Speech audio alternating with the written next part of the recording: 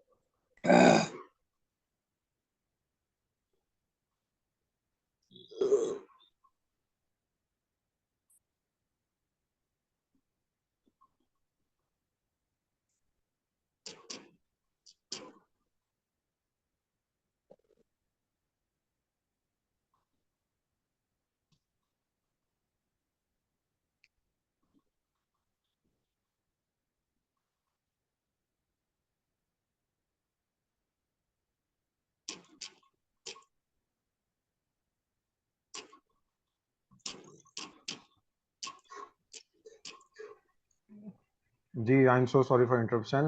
Clear है screen? Yes. Okay, thank you. अच्छा, मैं आपको बता रहा था समिंग टेक्निक्स में हम ये कह रहे थे कि यहाँ पर प्रिंटर फर्स्ट पोजीशन पे स्कैनर लैपटॉप प्रोजेक्टर, लेकिन यहाँ सीक्वेंस देखें, यहाँ चेंज है. यहाँ प्रोजेक्टर 1 पर है, फिर प्रिंटर है, स्कैनर, इस तरह तमाम प्रोडक्ट्स जो हैं वो डिफरेंट अलाइन हुई हुई हैं. अच्छा, प्रिंटर का सम मैं करूं तो प्रिंटर का सम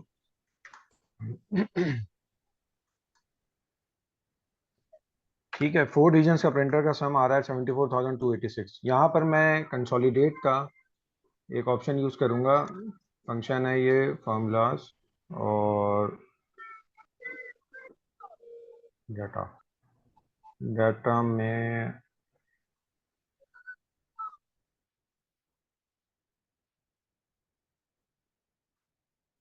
ये कंसोलिडेट, ठीक है, ये एक विंडो ओपन होती है. अच्छा, इसमें कुछ रेफरेंसेस होते हैं, वो मैंने ऑलरेडी, क्योंकि डेमो कर रहे हैं तो ऑलरेडी ऐड किया हुआ है ताकि टाइम वेस्ट ना हो. तो ये मैंने रेफरेंसेस ऐड करवाए हुए हैं. रेफरेंसेस क्या हैं? ये चारों जो हमारे पास रीजन्स हैं, इनका डाटा एक एक करके जो है ऐड करवाया हुआ है. कंसोलिडेशन बाय कैटेगरी हमारा वर्कशीट का नाम है. और ये देखें लास्ट वाला B25 टू N29, तो B25 टू N29 ये पूरा ब्लॉक सेलेक्ट किया हुआ है. इस तरह 4 ब्लॉक सेलेक्ट करने के बाद इसको मैं ओके क्लिक करूंगा. देखें आंसर जो है वो हमारे पास है, सेम आंसर, ठीक है, जो हमने लिंक से किया. हाँ, एक चीज है कि ये आंसर जो है ना वो लिंक नहीं है. यानी अगर यहाँ पर 16076 जो है वो चेंज होता है फिगर, तो ये हमें क्या करना पड़ेगा, हमें दोबारा से कंसोलिडेट पे एंटर करके और ओके प्रेस करना पड़ेगा, तो यहाँ रिजल्ट जो है वो चेंज होगा.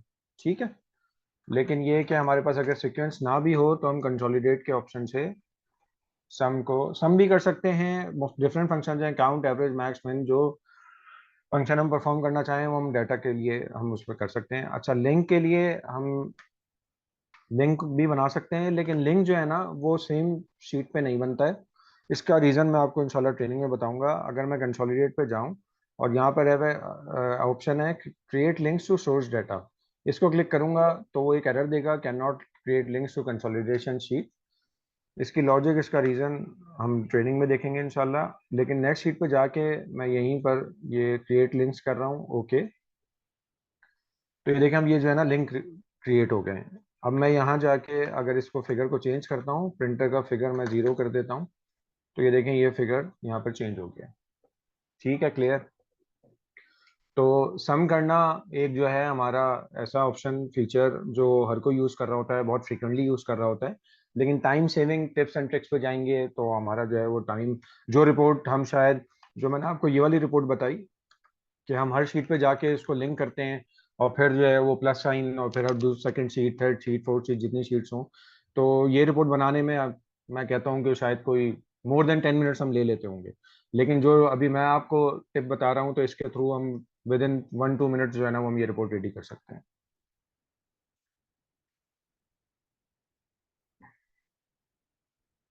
अच्छा, ये हमारी समिंग टेक्निक्स, और मैं नेक्स्ट शीट पे चलता हूँ।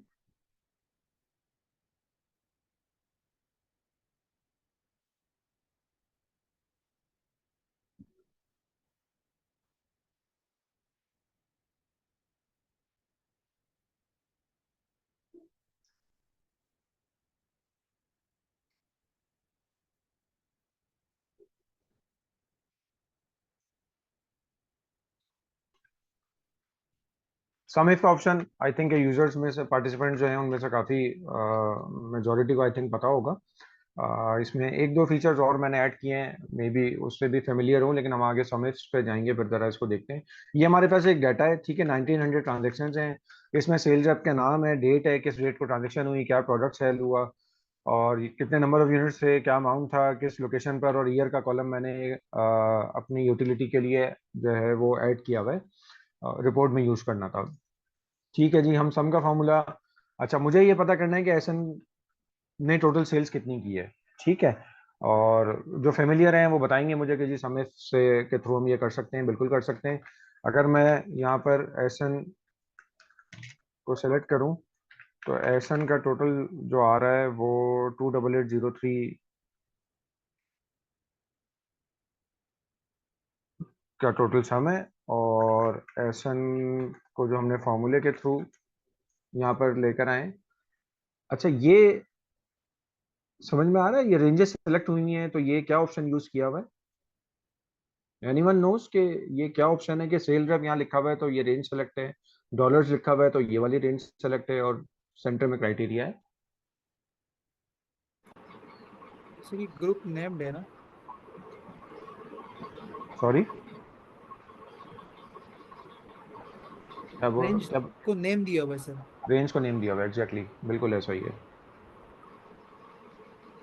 अच्छा, ये नेम रेंजेस जो है वो फॉर्मूलाज में, ये पूरा नेम मैनेजर का एक हमारे पास सेक्शन है जिसमें डिफाइंड नेम और सारी चीज हम जो है वो एक्शन परफॉर्म कर रहे होते हैं। उसके बाद देखें फार्मूला पुट करने में कितना इजी हो जाता है। कि मुझे रेंज बतानी है तो मुझे जाके सिलेक्शन करने की, उसको लॉक करने की जो है ना वो जरूरत नहीं पड़ती, और सेल रेप सेलेक्ट कर लिया।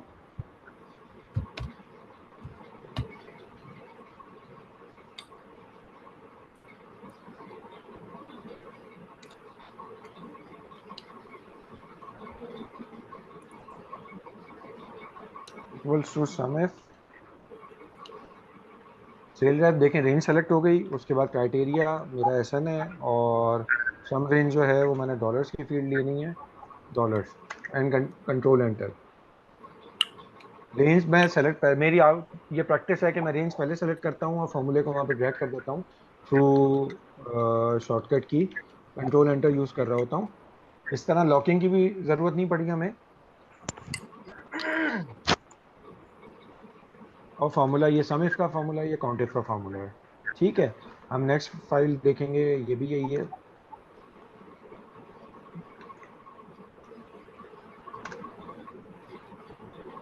अच्छा, यहाँ समिफ्स के थ्रू, समिफ क्या करता है, समिफ का फॉर्मूला सिंगल क्राइटेरिया को हैंडल करता है।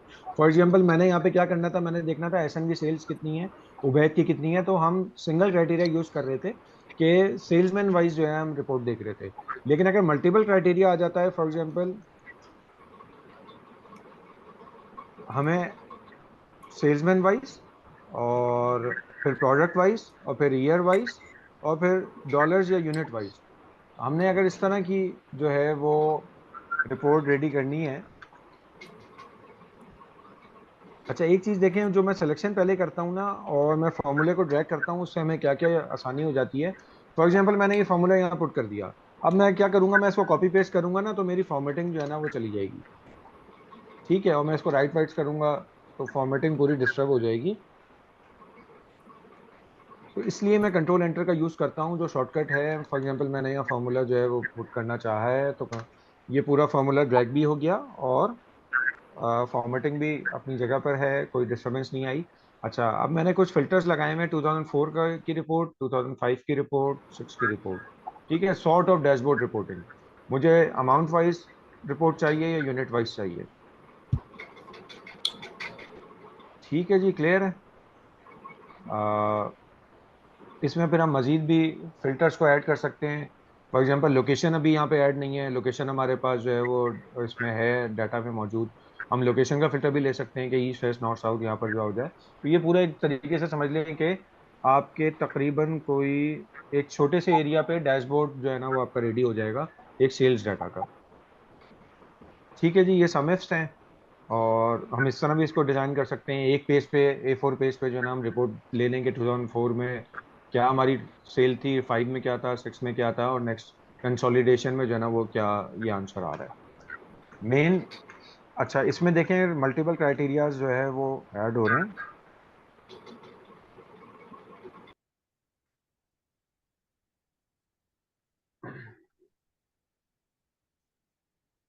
यहाँ अगर मैं आपको थोड़ा सा फॉर्मूला दिखाऊं तो सम इज, ठीक है, इसमें कुछ इनडायरेक्ट का फॉर्मूला भी यूज हो रहा है।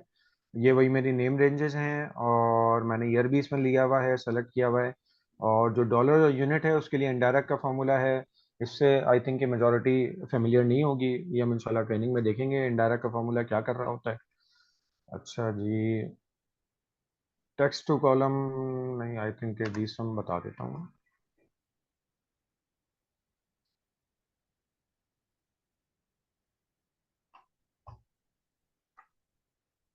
सेम डाटा है, रिपोर्टिंग फॉर्मेट जो है वो थोड़ा सा डिफरेंट करेंगे एज पर जो है वो फॉर्मूला समझ लें।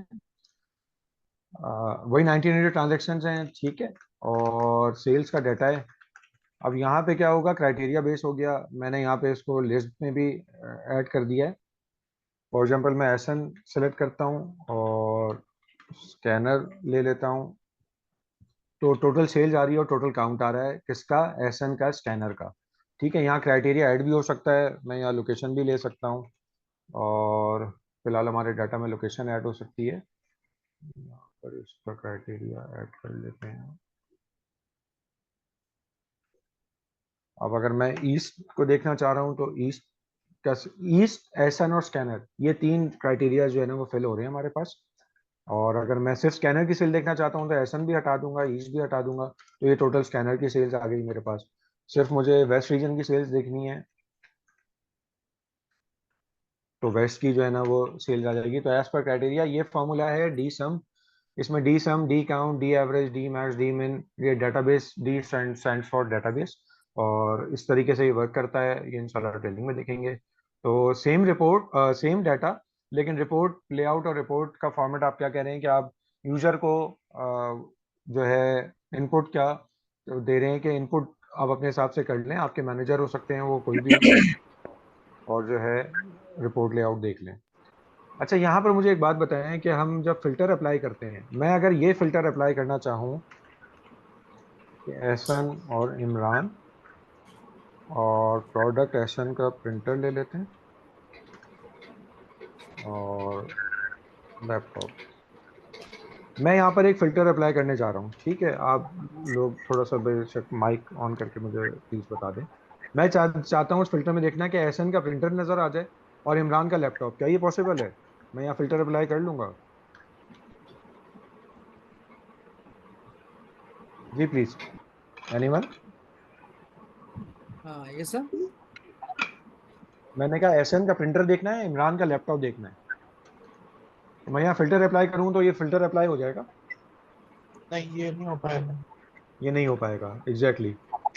एहसन में एडवांस फिल्टर सेलेक्ट, से हो जाएगा। जी एडवांस फिल्टर से हो जाएगा, वही बताने जा रहा हूँ। एहसन इमरान, ठीक है, और प्रिंटर लैपटॉप, ऑब्वियसली दोनों के दोनों प्रोडक्ट्स आ रहे होंगे। एहसन का प्रिंटर आ रहा है तो इमरान का भी प्रिंटर आ रहा है। ठीक है, तो ये जो है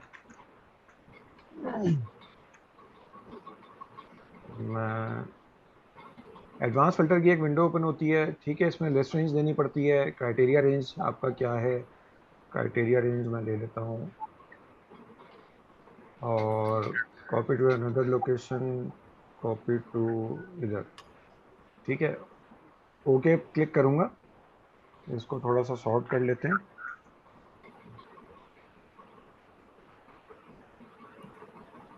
देखिएगा एहसन के प्रिंटर चल रहे हैं, फिल्टर में जो रिपोर्ट आई है, और एहसन का प्रिंटर जैसे ही फिनिश होगा रिकॉर्ड तो इमरान के लैपटॉप स्टार्ट हो गए। तो हम ये एडवांस फिल्टर के थ्रू जो है ना ये फिल्ट्रेशन इस तरह की हम देख सकते हैं, तो ये भी इंशाल्लाह ट्रेनिंग में देखेंगे। और टेबल सब टोटल, सब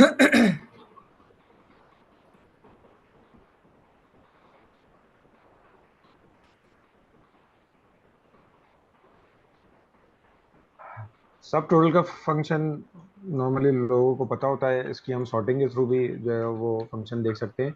यहाँ पे एक देखें छोटी सी जो है ना वो टोटल एसेट्स की लिस्ट बनी हुई है, और यहाँ फिक्स एसेट्स का टोटल हुआ हुआ है 1.2 मिलियन, और जो टोटल हुआ हुआ है तो हमें इस टोटल को स्किप करना पड़ रहा है, क्योंकि अगर हम पूरी रेंज दे देंगे तो 1.2 एक बार और जो है ना वो ऐड अप हो जाएगा।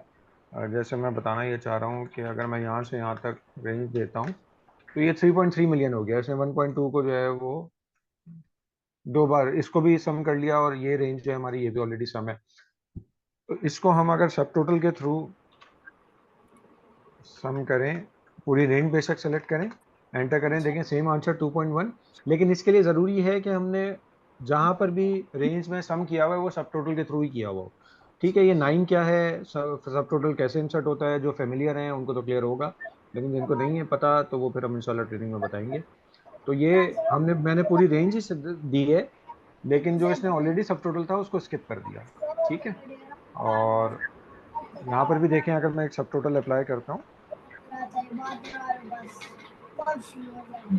तो 54,000, 20,000 और 30,000, ये 104 टोटल है इसका। तो सब टोटल यही आ रहा है, आंसर दे रहा है, और अब पूरी रेंज हमने सेलेक्ट की हुई। अच्छा, यही हमारा वही सेल्स का डाटा है, इस पे मैंने सब टोटल जो है वो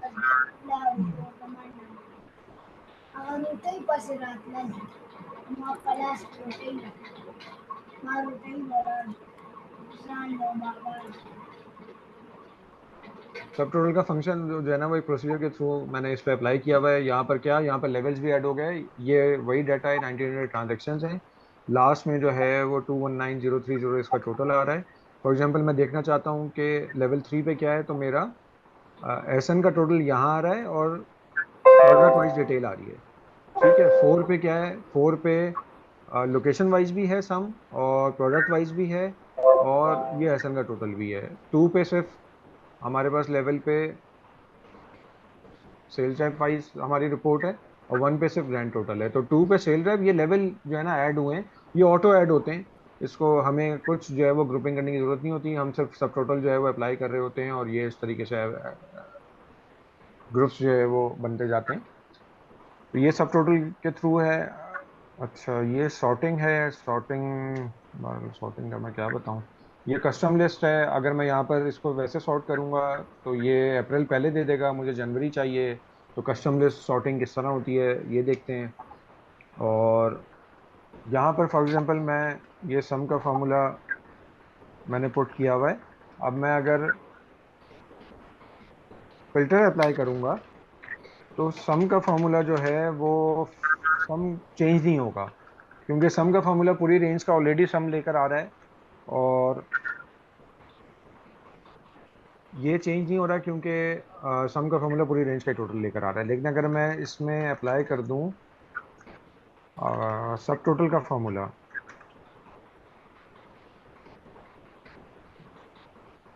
तो सब टोटल का फॉर्मूला जो है वो अच्छा फिल्टर पे वर्क करता है कि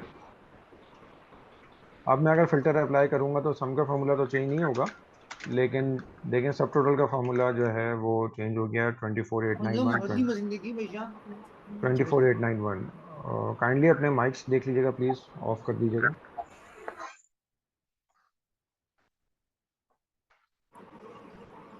ठीक है जी, सब टोटल हमने जो है वो देख लिया। इसके बाद नेक्स्ट हमारा कंडीशन फॉर्मेटिंग, फॉर्मूलाज के थ्रू भी देख सकते हैं, और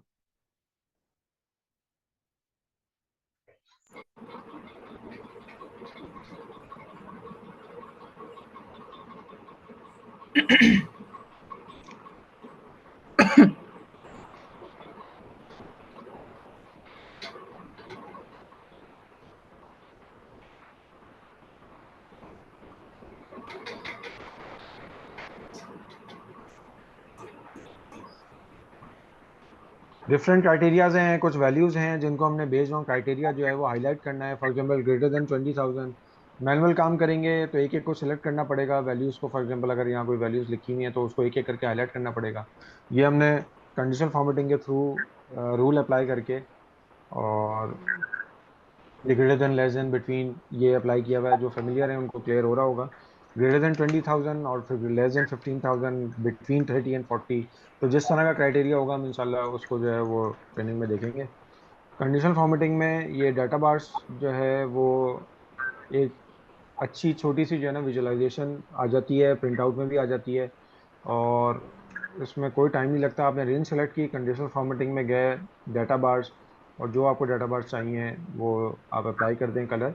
लेकिन कलर प्रिंट में अच्छा आएगा और ब्लैक एंड वाइट में बहरहाल ये, लेकिन ये कि आपको एक रिपोर्टिंग जो है ना वो पता चल जाती है कि ट्रेंड क्या है फिगर्स का। और इसमें फिर आइकन सेट्स भी हैं और कलर स्केल्स के थ्रू भी हम ये कुछ विजुअलाइज कर सकते हैं अपने डाटा को। आइकन सेट्स के थ्रू भी होता है, ठीक है, ये भी देखेंगे। और ये कंडीशनल फॉर्मेटिंग फॉर एग्जांपल ये कुछ नाम है, तकरीबन कोई 200 नियर 200 नाम के ये नेम्स यहाँ पे मेंशन है। मैं ये चाहता हूँ कि जो नाम पी से स्टार्ट हो रहा है वो हाईलाइट हो जाए। तो मैं जस्ट यहाँ पे पी एंटर करूँगा तो देखें ना, name start with P highlight हो गए। और मैं इसको चेंज करूंगा, ए से स्टार्ट हो जाएं, टी से स्टार्ट हो जाएं। तो ये भी कंडीशनल फॉर्मेटिंग है। फॉर्मेटिंग है बेस्ड ऑन कंडीशन। हमारी कंडीशन क्या है कि फर्स्ट लेटर जो है ना वो हम एंटर कर रहे हैं और जो भी नेम्स हैं वो हाईलाइट हो जाएं। तो इसमें फार्मूला यूज हुआ है, ठीक है। फिर फार्मूला हम देखेंगे कंडीशनल फॉर्मेटिंग में। और भी ऑप्शंस होते हैं। डेट्स को भी हम हाईलाइट कर सकते हैं, नेम्स को भी कर सकते हैं। नेम कंटेन है, स्टार्टिंग है अल्फ़ाबेट्स का। जो भी ऑप्शन इसमें डिफरेंट हम है, सब इंशाल्लाह इसको देखेंगे, कवर करेंगे। टॉप बॉटम रूल्स हैं और टेक्स्ट के भी जो है ना इसमें फंक्शन आते हैं, डेट के भी आते हैं। ये डेट अकरिंग, तो लास्ट वीक होता है, नेक्स्ट वीक होता है, लास्ट मंथ, नेक्स्ट मंथ। तो ये सब जो ऑप्शन भी हम इसमें देखेंगे।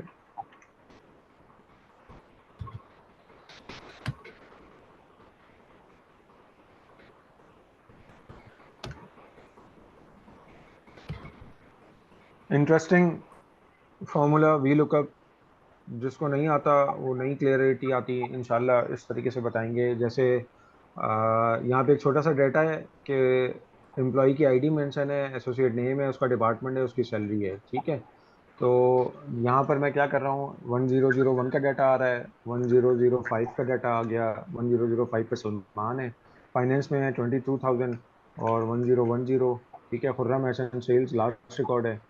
और उसके बाद अगर मैं वो आईडी एंटर करूं जो इसमें मौजूद नहीं है तो वो एनए आ जाता है। एनए का हम एरर कैसे हटा सकते हैं, इफ एरर के थ्रू हम एनए करते हैं। फॉर एग्जांपल यहाँ पर एक डाटा दिया हुआ है और इसमें एरर इसलिए आ रहा है कि वीलुकअप है लेकिन 1108 यहाँ पर आईडी जो है वो मेंशन ही नहीं है। तो हम इसको क्या करते हैं, हम इसको इफ एरर में पुट करके और यहाँ जीरो वैल्यू और ये एंटर कर देते हैं तो जीरो, और फिर 187 जो आपको सम भी मिल गया, वरना एरर्स की वजह से यहाँ सम भी नहीं आ रहा। न्यू फॉर्मूला है एक्स लुकअप। एक्स लुकअप हम यूज करें तो हमें इफ एरर की जरूरत नहीं है, लेकिन एक्स लुकअप जो है वो 365 में, ऑफिस 365 में तो अवेलेबल है। और 2019 में भी आई थिंक नहीं है, नहीं है अवेलेबल एम एस ऑफिस के। Lookup value same, lookup value x lookup देखे मैं अप्लाई कर रहा हूँ। और लुकअप एरे हमारा जो है वो, अच्छा इसमें पूरी रेंज सेलेक्ट नहीं होती। इसमें इन्होंने थोड़ा सा क्राइटेरिया को डिफरेंट कर दिया है कि हमने इनपुट क्या देना है। ये लुकअप आईडी कहाँ देखी जाएगी, ये लुकअप वैल्यू यहाँ देखना है, ठीक है। इसको लॉक कर दिया। और रिटर्न एरे मेरा क्या है, रिटर्न एरे मेरा है कि मुझे यहाँ पर सैलरी अमाउंट चाहिए। देखें यहीं पर इसको इनपुट देना कि इफ नॉट फाउंड, तो इफ नॉट फाउंड मैंने यहीं पे जीरो दे दिया। और मैच मोड और सर्च मोड हम ट्रेनिंग में देख लेंगे। लेकिन ये कि 365 हर एक के पास अवेलेबल नहीं होता। 12 अगर किसके पास हुआ और एक्स लुकअप पे हुआ काम तो मैं इसको इंशाल्लाह बता दूंगा।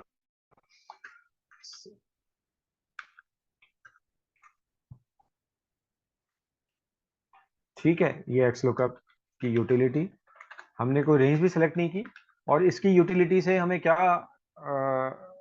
इजी वे मिल गया कि हमें इंडेक्स मैच करने यूज करने की भी जरूरत नहीं है। क्योंकि वी लुकअप का फॉर्मूला जो यूज होता है वो आपकी सिलेक्शन में और फर्स्ट कॉलम में जो है वो उसका क्राइटेरिया सर्च कर रहा होता है। आईडी मिलेगी तो यहीं पर मिलेगी, लेकिन यहाँ पर एक्स लुकअप में इसकी कोई जो है ना वो नीड नहीं है। क्योंकि ये तो यहाँ पे ये पूछ रहा है कि लुकअप एरे कहाँ है, ये आईडी जो आप लुकअप वैल्यू है आपको ये कहाँ मिलेगी, तो ये यहाँ पे भी हो सकती है, यहाँ पे भी हो सकती है, और आपका जो रिजल्ट वेक्टर है रिटर्न एरे जो है वो कहीं पर भी हो सकता है। आप इसको इस तरह चेंज भी कर सकते हैं तो भी ये रिजल्ट आपका ले आएगा, क्योंकि ये रेंज जिसमें देनी नहीं है तो रेंज में फर्स्ट कॉलम में ये अपना रिजल्ट जो है वो नहीं देखेगा। ठीक है, एक्स लुकअप, अच्छा एक्स लुकअप जो है वो वी लुकअप का भी ऑल्टरनेट है और एच लुकअप का भी ऑल्टरनेट है, क्योंकि क्या ये कॉलम नंबर और रो नंबर तो इनपुट ही नहीं देना है ना इसको, तो हम जहाँ लुकअप एरे हम यहाँ वर्टिकली दे रहे हैं तो एच लुकअप में हॉरिजॉन्टल दे देंगे और रिटर्न एरे भी इसी तरह दे देंगे, तो ये दोनों का ऑल्टरनेट जो है ना वो माइक्रोसॉफ्ट ने इसको इंट्रोड्यूस करवाया 365 में। अच्छा, यहाँ पर एक डाटा है कि गाड़ियों की जो है वो मंथ वाइज जो है ना प्राइस लिखी हुई है, ये काफ़ी पुरानी प्राइस है और काफ़ी इसके फिगर्स जो है वो लोअर साइड पर है, आजकल तो बहुत ऊपर चले गए हैं प्राइसेस बहरहाल। अच्छा, यहाँ पर हमारी क्वेरी क्या है कि जी जो प्रोडक्ट हमारी सर्च हो और जो मंथ सर्च हो, ठीक है, वो सेलेक्ट हो जाए यहाँ पर और उसका रिजल्ट भी यहाँ पर आ जाए। फॉर एग्जांपल मैं स्विफ्ट की जगह, ठीक है, स्प्रिंटर मैंने सेलेक्ट कर लिया और मन चेंज किया, तो देखें ये हाईलाइट जो मैंने किया हुआ है थ्रू कंडीशनल फॉर्मेटिंग फार्मूला, तो सेल ये भी चेंज हो रहा है और यहाँ पर रिजल्ट भी चेंज हो रहा है। दिसंबर,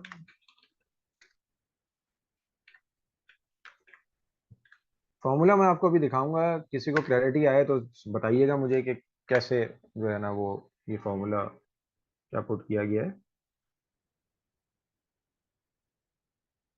हाँ, एक्स लुकअप जो है वो 2021 में भी है अवेलेबल, और उसका वायरल वर्जन अगर किसी को है और इंस्टॉल किया हुआ है तो इट वुड बेटर। अच्छा जी, मैंने बोला कि मैं यहाँ पे फॉर्मूला दिखाऊंगा, मैंने फॉर्मूला क्या अप्लाई किया हुआ है, इनडायरेक्ट B23 मेरा प्रोडक्ट का सेल है और इनडायरेक्ट C23 ये मंथ का है। ये किसी को क्लैरिटी आ रही है ये फॉर्मूला कैसे वर्क कर रहा है, क्या कर रहा है? सिर्फ ये फॉर्मूला है और मैंने कहीं डाटा सेलेक्ट नहीं किया हुआ और मैंने कहीं पे जो है वो कोई रेंज नहीं दी हुई, सिर्फ दो सेल्स को जो मेरे इनपुट के सेल्स हैं उनको मैंने सिलेक्शन दी की हुई है। जी, किसी के क्लियर हो रहा है, किसी को समझ में आ रहा है, कुछ बताएं। आई थिंक नहीं आ रहा ना। सर तो ये होता है ना जी कि जो लॉस पिछले साल सॉरी, जी दोबारा बता। दिया हुआ ना इंडायरेक्ट्स पे, इनडायरेक्ट से क्या किया? डाटा सेटिंग किया। तो मैं तो इसको लिंक किया हुआ है, डाटा कैसे कनेक्ट हो गया इससे? यही बस ये चीज समझ रही है। हाँ, यही तो समझना है यही तो समझना नहीं समझ है। आया सर ये नहीं आया ना, फिर इंशाल्लाह ट्रेनिंग में मिलते हैं ना, इसको समझेंगे। तो दोबारा एक्सप्लेन करें।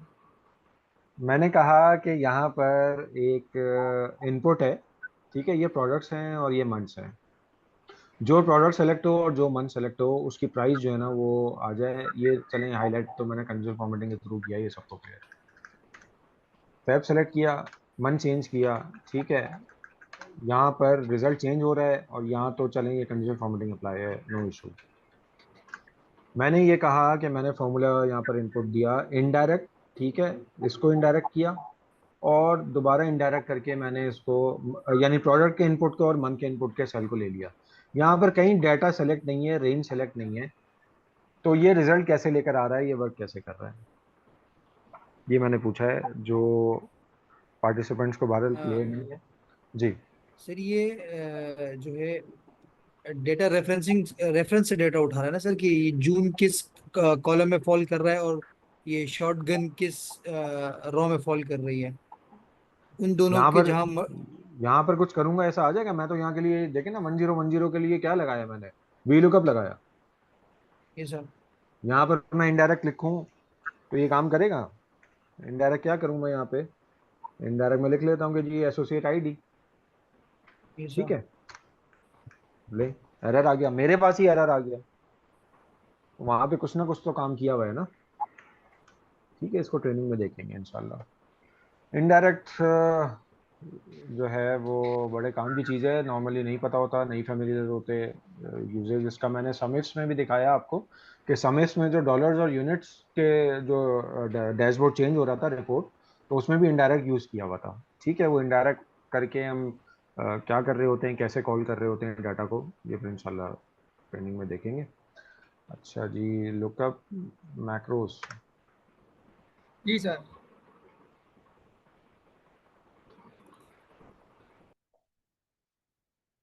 Macros, what is macro? Excel में मैक्रोज क्यों यूज होते हैं? जी कोई बताए, जी सर। क्या करते हैं, बताएं, मैक्रोज क्यों यूज करते हैं? सर जब हम एक्सेल में कोई रिपीटेडली जो टास्क परफॉर्म करना हो उसके लिए मैक्रोज कर लेते हैं, बिल्कुल ठीक। और उसमें ऐसा होता है कि हम रिकॉर्डिंग कर लेते हैं एक्शंस की, ठीक है, और फिर मैक्रो रन करते हैं, वो एक्शन रन हो जाता है। फॉर एग्जांपल यहाँ पर दो वर्कशीट्स हैं, ठीक है, एक जगह मैंने जो है ना वो बटन्स बनाए हुए हैं, और यहाँ पर मेरा डाटा है, ठीक है, मैंने किया बैक, मैंने कहा फाइनेंस, फाइनेंस का डाटा जो है ना वो आ गया, ये मैक्रो रिकॉर्डिंग है। अगेन बैक, सेल्स, सेल्स का data, back all departments, all departments, ठीक है। ये बटन हम यहाँ सेम शीट में भी पुट कर सकते हैं और अदर शीट में भी कर सकते हैं, तो ठीक है, क्लियर, ये मैक्रोज हैं और कोई बहुत मुश्किल चीज नहीं है। हाँ, इसकी बैक साइड पे जो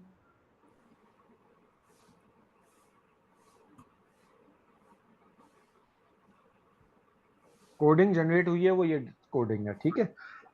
ऑल डिपार्टमेंट मैक्रो ये बना, उसकी कोडिंग ये जनरेट हुई, उसके बाद फाइनेंस का मैक्रो, एडमिन का मैक्रो, सेल्स का मैक्रो, तो ये कोडिंग जनरेट हुई है। लेकिन ये कोडिंग की तरफ हम नहीं जाएंगे, ये सिर्फ मैंने आपको दिखाने के लिए जो है ना वो VBA का एडिटर जो है वो ओपन किया है। तो ये हमने सब जो है ना वो एक्शंस वहीं रहते हुए रिकॉर्ड करने, और ये इस तरीके से कोडिंग जनरेट हो जाती है।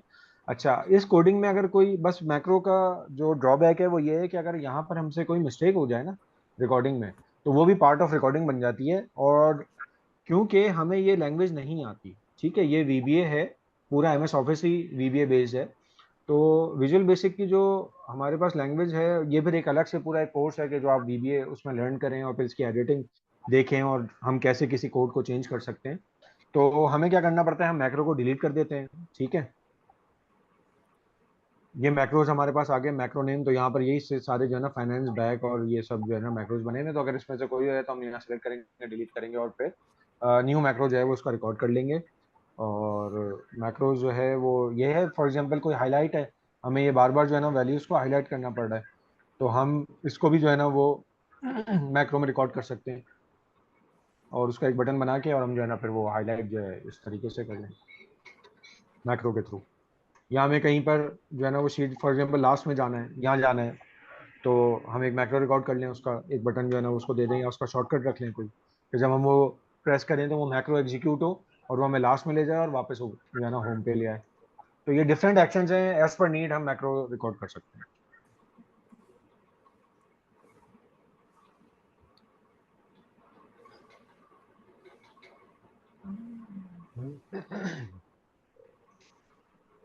Pivot table normally users use कर रहे होते हैं, कुछ फीचर्स ऐसे होते हैं जो नहीं जो है ना वो पता होता, कहीं हाइड होते हैं, हिडन होते हैं। सेम डाटा 1900 ट्रांजेक्शन्स, ठीक है, और 104 बज चुके हैं, बस मैं थोड़ा सा टाइम और लूंगा। ये स्लाइसर्स हैं, ठीक है,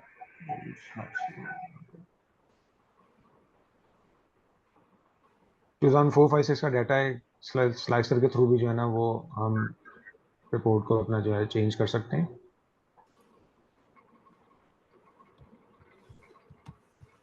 मल्टीपल भी यूज कर सकते हैं इसमें, मल्टीपल सेलमैन भी हम सेलेक्ट कर सकते हैं, ठीक है। तो जैसी रिपोर्ट हमें चाहिए हो, हमें इसके थ्रू स्लाइसर्स और पिवट टेबल, फिर पिवट में बहुत सारे ऑप्शंस होते हैं, उसको भी हम देखेंगे कि पिवट टेबल में हमें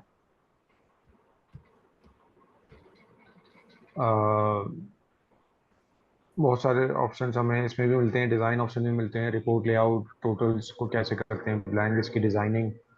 तो ठीक है, डैशबोर्ड रिपोर्टिंग के लिए इससे बेहतर कोई टूल नहीं है एक्सेल में रहते हुए, ठीक है।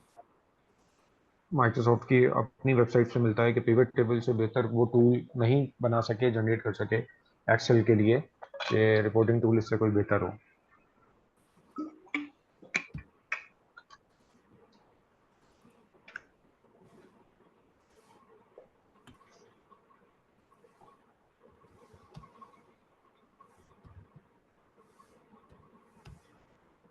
अच्छा जी, चार्ट्स, ये देखें जी, चार्ट्स बन गए। ठीक है, ये चार्ट्स ऑलरेडी मेड हैं और मैंने इसको हाइड किया हुआ था तो अनहाइड कर दिया। नॉर्मल कॉलम चार्ट, ठीक है, थोड़ी सी फॉर्मेटिंग की हुई है, कुछ बेहतर चार्ट नज़र आ रहा है। उसके बाद लाइन चार्ट, ये भी सेम लाइन चार्ट है, इसी ट्रेंड का जो है ना ये वाला भी लाइन चार्ट है, और ये भी कस्टमाइजेशन है चार्ट्स में। चार्ट्स में आपको और भी जो है मजीद, वो मैंने यहाँ डेमो में नहीं रखे हुए, लेकिन अच्छे इंटरैक्टिव चार्ट जो है ना हम देखेंगे इंशाल्लाह इसमें। ये है तो पाई चार्ट, लेकिन इसको जो है हमने समझ लें बंटी चार्ट में कन्वर्ट किया हुआ है मैंने। और डिफरेंट कस्टमाइजेशंस हैं, जितनी प्रैक्टिस करते जाएंगे उसकी एक्सपर्टीज जो है ना वो आती जाएंगी।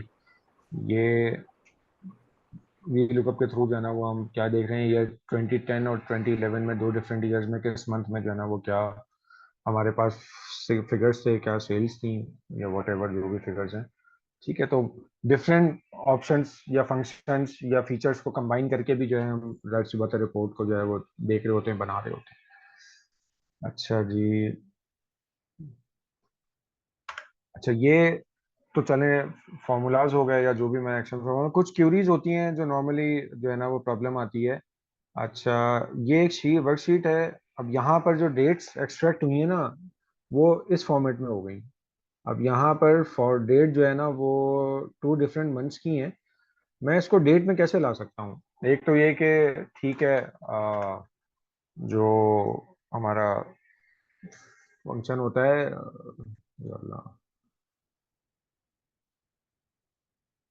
टेक्स्ट टू कॉलम्स का, ठीक है, टेक्स्ट टू कॉलम के थ्रू हम इसको ब्रेक करेंगे पहले, फिर डेट के फॉर्मूले से ले आएंगे। लेकिन मैं यहीं पे रहते हुए इसको चेंज करना चाहता हूँ, क्योंकि अभी फिल्टर में मुझे ये डेट नहीं मिली। तो कोई किसी को आइडिया है हम इसको कैसे चेंज कर सकते हैं? सर डिलिमिनेटर से। सॉरी, हाँ, डेलीमीटर से वो थोड़ा लंबा काम है। डेलीमिट आप इसको कर दें, फिर डेट के फॉर्मूले से आप इसको वापस डेट बना दें, ये तो है। चले मैं देखे मैं क्या कर रहा हूँ। मैंने क्या किया, यहाँ 1 टाइप किया, ठीक है, इसको कॉपी किया, पेस्ट किया, ये किया, और ये डेट जो है ना चेंज हो गई। समझ आया किसी को? नहीं आया? Fast paste.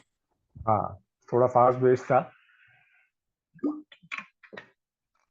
थोड़ा स्लो भी करके दिखा देता हूँ, कोई इशू नहीं है, सारी चीजें जरूरी नहीं है कि ट्रेनिंग में बताएं।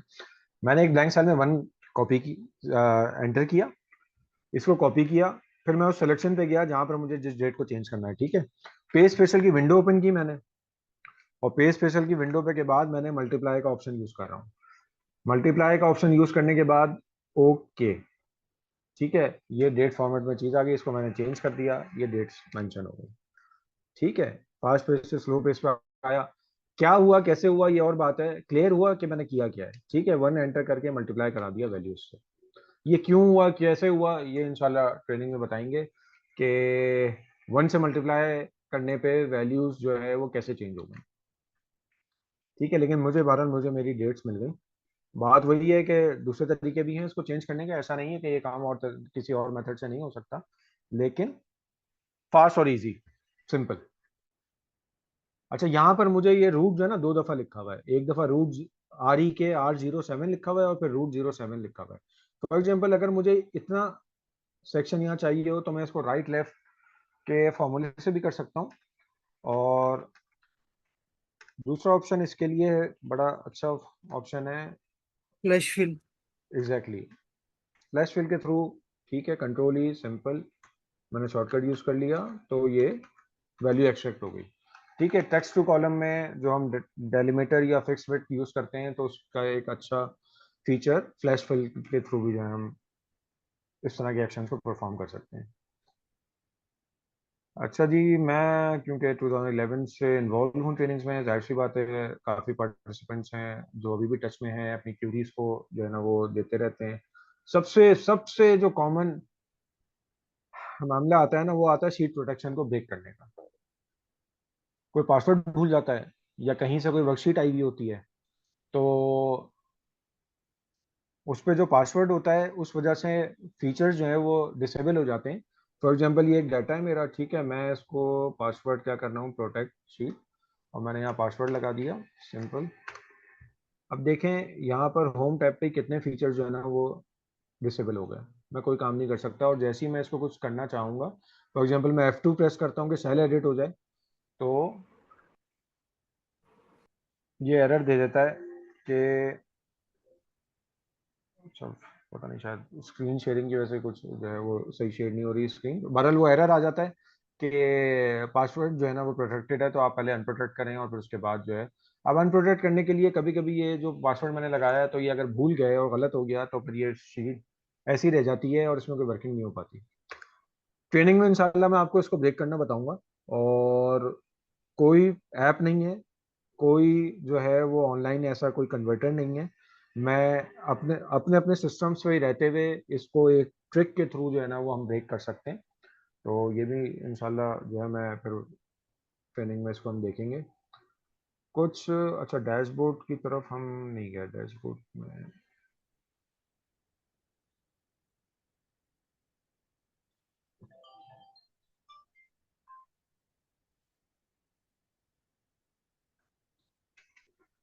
1900 ट्रांजेक्शन सेम ठीक है, और वही डाटा है हमारे पास। इसका एक डैशबोर्ड जो है ना वो बनाया हुआ है। बात यह है कि बीआई की अपनी यूटिलिटी है, एक्सेल की अपनी यूटिलिटी है, ठीक है ना। बीआई में अगर ये डाटा लेके जाएंगे तो विजुअलाइजेशन जो होगी वो बहुत ही एडवांस होगी, उसका इससे कोई मैच नहीं है। लेकिन एक्सेल में रहते हुए हम अपनी चीज़ें जो है ना वो कैसे बेहतर कर सकते हैं। देखेंगे रेडियो बटन्स हैं, इसकी सिलेक्शन पे जो है ना डैशबोर्ड जो है वो हमारा चेंज हो रहा है, ठीक है। नीचे मैं थोड़ा सा छोटा कर दूं तो ये जो चार्ट्स हैं, ठीक है, चार्ट्स भी चेंज हैं, सब इंटरैक्टिव है, आपस में इंटीग्रेटेड है। डॉलर वाइज भी रिपोर्ट आएगी, यूनिट वाइज भी आएगी। ये स्पार्क लाइंस हैं, ठीक है। चार्ट्स में एक ऑप्शन आया है स्पार्क लाइंस का, तो वो जो है हम यूज़ करते हैं। और कंडीशनल फॉर्मेटिंग जो है वो ऑन करनी है, ऑफ करनी है, ये भी हमने यहाँ पर जो है ना वो डैशबोर्ड रिपोर्टिंग में किया हुआ है। हम हाईलाइट टॉप 3 रिकॉर्ड्स हो रहे हैं तो हाईलाइट 3 आ रहा है। यूनिट वाइज पे देखेंगे, टोटल में देखेंगे तो ऑब्वियसली वो जो है ना वो चेंज होगा, कहीं पर कोई फिगर्स जो है वो टॉप होंगे। डॉलर वाइज टोटल और हाईलाइट अगर आप बढ़ाते जाएं, इसको इंक्रीज करते जाएं स्क्रॉल बार से, तो हाईलाइट टोटल टॉप 16 इस तरीके से जो है ना वो ये। और आप कहीं पर भी इसको ऑफ कर दें तो ये चेकबॉक्स ऑफ होगा तो कंडीशनल फॉर्मेटिंग ऑफ हो जाएगी, ठीक है। एक और रिपोर्ट ऑप्शन दिया हुआ है, सिर्फ चार्ट्स में आप देख लें कि जो है ना विजुलाइज कैसे कर रहे हैं, डाटा क्या जा रहा है, क्या ट्रेंड बन रहा है, ठीक है। और ये वही स्लाइसर्स हैं, डैशबोर्ड रिपोर्टिंग में हम स्लाइसर देखेंगे। एक और रिपोर्ट मैं आपको दिखाता हूँ इसमें, सॉरी चैट्स नहीं, 7 में स्लाइसर नहीं है शहबाज अहमद, आपने कंफर्म किया, 7 में नहीं है। ये 10 में आई थिंक है, उसके ऑनवर्ड जो है ना वो स्लाइसर यूज हुआ है। 7 की जब हम 7 में एक्सेल फाइल को ओपन करेंगे तो वहाँ पे ब्लैंक आ रहा होगा और स्लाइसर्स की जगह जो है वो कोई एरर मैसेज आ रहा होगा। अच्छा जी, ये एक डिफरेंट जो है वो सेल्स का डाटा हमारे पास है, डाटाबेस सेल्स, ठीक है। Region wise, product wise, outlet क्या है, ऑनलाइन है, फ़ोन है, स्टोर्स पे है, सेल्स पर्सन, ठीक है। सेल्स कितनी है और किस डेट को ट्रांजैक्शन हुई। इसमें हमने देखें बहुत ही एक सिंपल सा, लेकिन ये कि आई थिंक इंटरेक्टिव जो है ना वो डैशबोर्ड यहाँ पर जो है वो बनाया हुआ है, तो बहुत इजी है। कोई इसमें जो है ना वो इतना काम नहीं करना पड़ता, लेकिन ये कि थोड़ा सा लर्निंग बहरहाल है। लर्निंग करेंगे, थोड़ी प्रैक्टिस करेंगे तो बहुत अच्छे जो है वो इंशाल्लाह एक्सेल में डैशबोर्ड जो है वो जनरेट हो जाएंगे। ठीक है जी, मेरी तरफ से डेमोस मैं एंड कर रहा हूँ। आपने कुछ बताना है, पूछना है, मैं चाहूँगा कुछ फीडबैक भी दे दें। और कैसा लगा डेमो?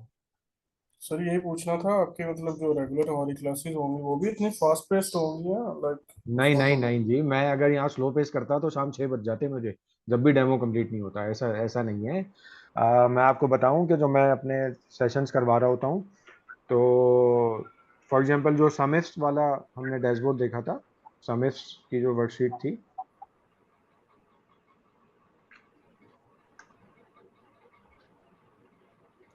ये तो मेरी जाहिर सी बात है अपनी प्रैक्टिस है। माउस मैं कम यूज़ करता हूँ, कीबोर्ड के थ्रू ही जो है ना वो अपनी एक्शंस को परफॉर्म कर रहा होता हूँ। ये वाली, ये करवाने में मुझे आई थिंक हमारा एक दिन लग जाएगा, सिर्फ ये चीज़ यहाँ से यहाँ तक करवाने में। ये फॉर्मूला, ये क्या कह रहा है, कैसे कर रहा है, कहाँ पर क्या जो है ना वो इनपुट देना है, इसको समझाने में यहाँ पे फिर इनडायरेक्ट का जो है ना वो हमारा काम है। तो ये एक क्लास जो है ना वो आराम से ले लेगा, या मोर देन हाफ क्लास जो है ना वो ये इसको स्पेयर करना पड़ेगा मुझे टाइम। ठीक है राइट सर। जी। Anyone else? मैं चाहूँगा थोड़ा सा डेमो का फीडबैक दें कि यूज़फुल है नहीं है, कोई और चीज़ ऐड करनी है या जी सर। ऑलरेडी। जी बताइए। डेमो सर बड़ा यूज़फुल है। अच्छा, हम्म, मुझे थोड़ी सी कंफ्यूजन अगर आप वो क्लियर कर दें। जी लाइक बोलो। मुझे कंफ्यूजन इस हवाले से है कि मैं एक फाइनेंस प्रोफेशनल हूँ, as an assistant manager finance काम कर रहा हूँ ओके इस्लामाबाद में। जी। तो मुझे सिर्फ ये कंफ्यूजन है कि मुझे भी for the time being advance Excel की तरफ जाना चाहिए या पावर बीआई की तरफ जाना चाहिए। लाइक मेरी ऑर्गेनाइजेशन में जो नीड है आ रही है मुझे, वो बेसिकली डैशबोर्ड रिपोर्टिंग की है। तो उस वजह से मैंने ये कोर्स ज्वाइन किया था। तो मुझे थोड़ा गाइड करना है कि पहले मैं एडवांस एक्सेल की तरफ जाऊँ या डायरेक्टली पावर बीआई ही करूँ। देखें एक्सेल जो है ना वो मैंने बीच में बताया कि मैंने जब मैं अपना डैशबोर्ड दिखा रहा था तो मैंने कहा कि बीआई का डैशबोर्ड जो है ना वो जाहिर सी बात है इस डैशबोर्ड से कोई मैच नहीं है। बीआई की अपनी यूटिलिटी है जो कि बहुत ज़्यादा इनहेंस भी करते जा रहे हैं। वो बीआई का आपको पता है हर महीने जो है ना वो अपडेट आती है। एक्सेल तो फिर सालों में जो है ना वो अपडेट होता है, ऐसा ही है। एटलीस्ट 2 से 3 साल जो है ना वो एक्सेल में लग जाते हैं कि वो उसको यूज़ करते हैं। बीआई में पावर बीआई की एवरी मंथ जो है ना वो रिलीज जो है ना अपडेट हो जाती है। और वो बेस कर रहे हैं किस बात पे, जो पूरी दुनिया से जो उनको वो आ रही है ना कि भाई इसमें ऐसे एक्शन परफॉर्म होना चाहिए, ये क्यूरी है, ये स्टक हो रहे हैं। जो दुनिया भर के एक्सपर्ट्स हैं वो अपनी एक्सपर्टीज इस पे अप्लाई कर रहे होते हैं, फिर भी कहीं स्टक हो रहे होते हैं तो वो क्यूरीज जो है ना माइक्रोसॉफ्ट के पास जा रही होती हैं और वो उसको रिलीज को अपडेट कर देता है जो उसको लगता है कि हाँ ये सबके लिए यूजफुल है। ठीक है। अच्छा एक्सेल जो है वो अराउंड 2 to 3 years लेता है अपडेट होने में और फिर इनहेंस फीचर आ जाते हैं। अभी भी कुछ ऐसे फीचर्स हैं जो 2021 में और 365 में तो अवेलेबल हैं, लेकिन 19 और उससे प्रीवियस वर्जन में नहीं है। लोग बहरहाल आज भी देखें, अभी क्वेश्चन आया 7 भी यूज़ कर रहे हैं, 10 भी यूज़ कर रहे हैं, 13 और 19 भी यूज़ हो रहा है। एक्सेल की अपनी यूटिलिटी है। आप अगर एक्सेल लर्निंग आप अपनी क्या कहते हैं एक्सेल की अंडरस्टैंडिंग